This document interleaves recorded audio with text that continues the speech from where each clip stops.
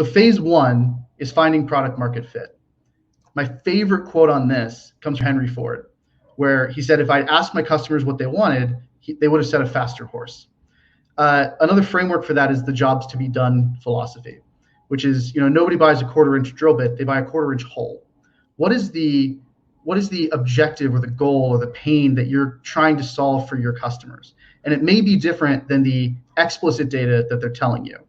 They may say they want a specific product, but then when you dig deeper down, it's because they're in their own mind, they're thinking in terms of marginal optimization, and you can create something new.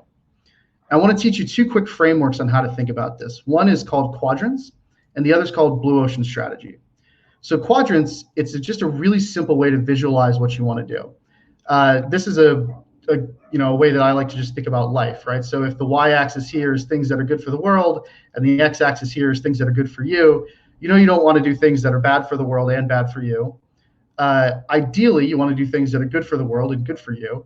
And I'm not here to weigh in on morality. So if it's bad for you and good for the world, that's fine. If it's good for you and bad for the world, that's up to you. But I wanted to teach you this because you can visualize the strategy and the value that you're creating for your customers and where you want to focus. So I'll give you the example of what I'm working on with the ad tech startup we launched a few months ago. When you think of, in my case, one-to-many, which is billboards, because we're doing out-of-home advertising, versus one-to-few, and brand-driven budgets versus performance-driven budgets. My startup is avoiding this phase entirely because it's sort of the archaic old industry, opportunistically focusing on, sort of these other areas, but we're really focusing on performance-driven budgets and one-to-few environments, like brick and mortars and that sort of thing. So this is a good way to visualize where you want to focus and the value that you're creating for your customers. The other way to look at that is what's called blue ocean strategy versus red ocean strategy. So red ocean strategy is about creating competitive advantage. Can you have a lower price? Can you have more features? That sort of thing. A blue ocean strategy is once you understand what your customers want, can you create a new market where competitors are either irrelevant or even better ecosystem partners? So I'll give you, again, the example from the startup I'm working with. These are sort of the main competitors in our space. Things that have a high volume of impressions, we're going to avoid them. Things that are like ROI analytics, we're going to improve them.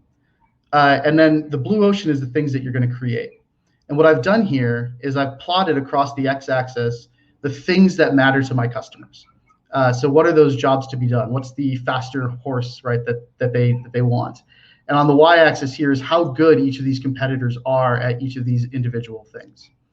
And so I have all of these different things that we're going to create, which turns these people into ecosystem partners and not competitors.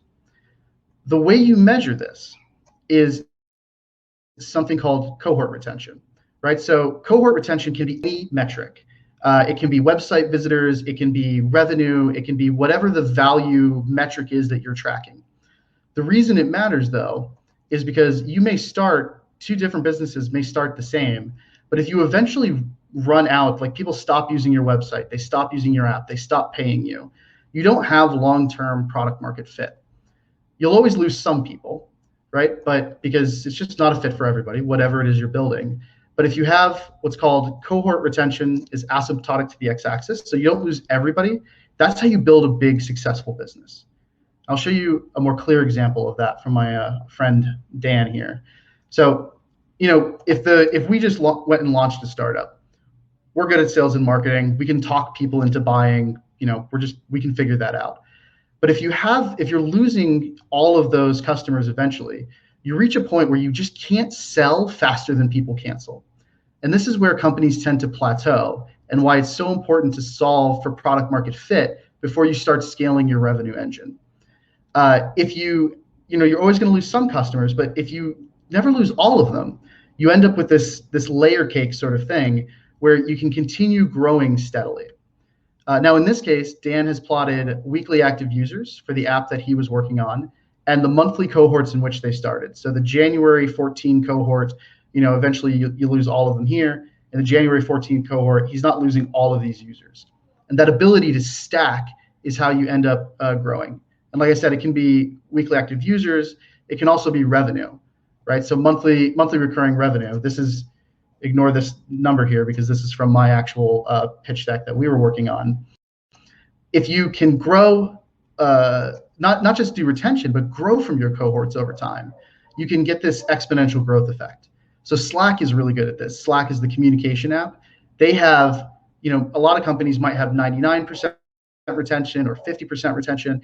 They have 147% retention. So every year, on average, their customers are paying them more than they paid them the previous year. And that's how you get that sort of exponential growth curves. Can you not only retain your customers, but expand the value that you're extracting? And so, in terms of product market fit definitions, I have a two-sided marketplace because I have advertisers and I have screen hosts. For me, it's the retention of marketers who exhaust their starting account balance because it's an ad platform and refund their account within 60 days. So it's not just, can I talk you into spending money on my platform, but do you see enough value that we're able to exhaust the budget that you started with and you refund your balance with as much or more money because you saw the ROI, you saw the success of it. And then because I have a two-sided marketplace, I have two customers I have to keep happy in order for there to be value. So for us, it's business hour active user retention. So are people using our screens, our businesses using our screens to sell ads to advertisers? And again, that's just an applied example where it can be revenue, it can be weekly active users, whatever that moment of truth is that creates value for your customers is the thing you want to be tracking that you have retention on. So I'm going to be tracking over the next year what percentage of our advertisers exhaust their budget and load more budget in, as much or more budget in.